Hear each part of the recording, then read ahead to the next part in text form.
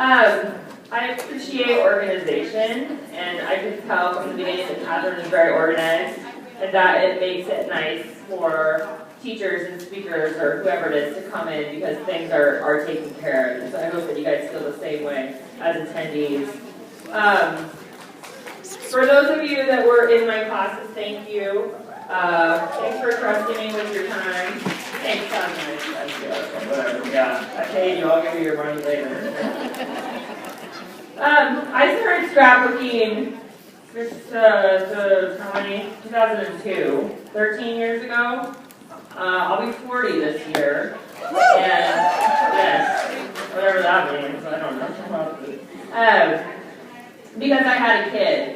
So a lot of people start scrapbooking for some reason like that. And I had a kid that ended up being a very special kid. And part of, all kids are special.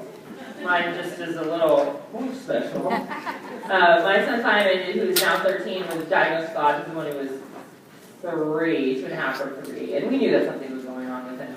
And actually scrapbooking was one of the ways that I knew there was something going on with him. Because I was writing things down. I was writing down words that he was gaining, and then all of a sudden those words weren't in his vocabulary anymore.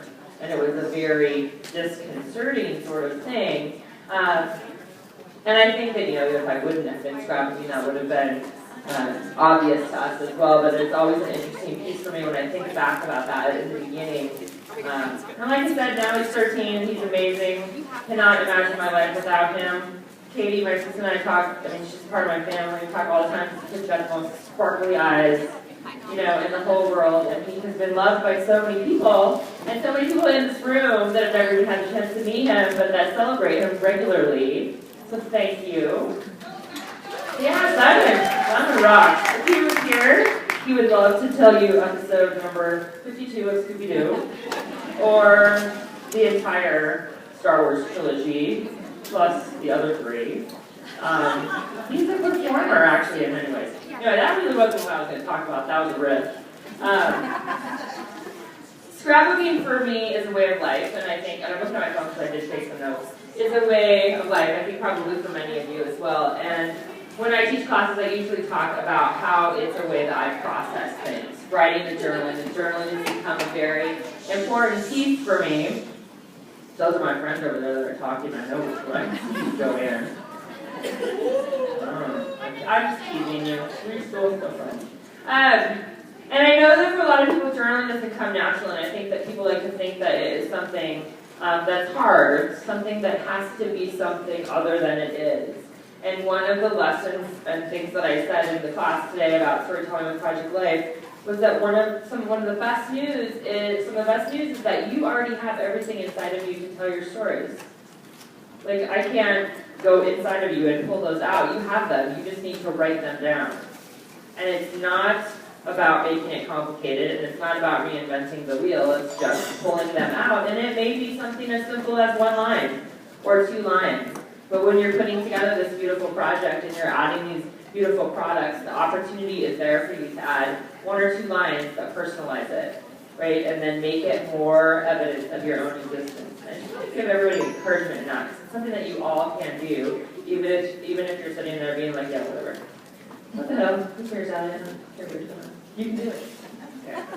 So one of the techniques that I use in scrapbooking is I like to use prompts. And prompts for me are things that start out my journaling. And one of the ones that I do regularly is the statement, I want to remember.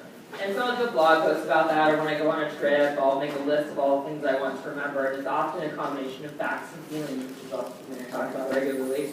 That including the facts, this is the facts of this trip, then here's the feelings of the trip, and here's what I love and afterwards. So I made a list of this trip so far, which is a few things that I want to remember from this trip.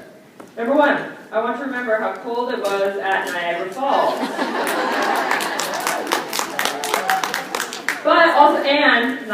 And how great the company was. Okay. I want to remember the smiles on so many of your faces as you came into the classroom or greeted me in the hall. Thank you.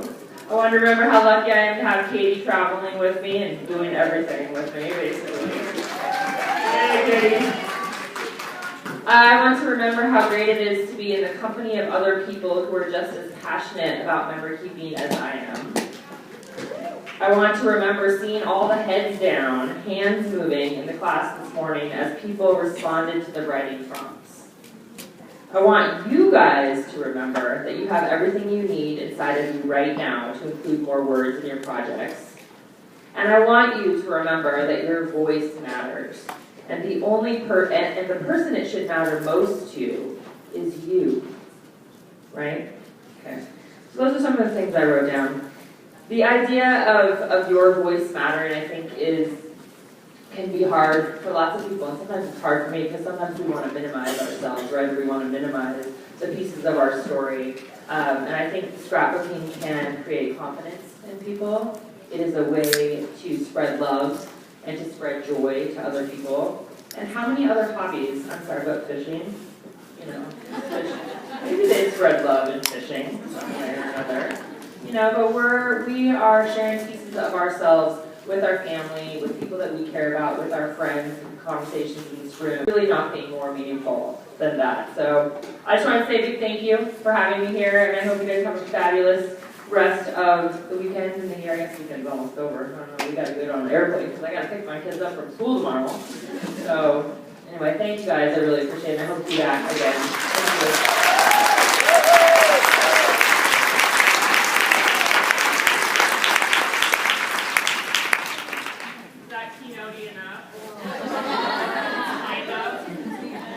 Now everybody's still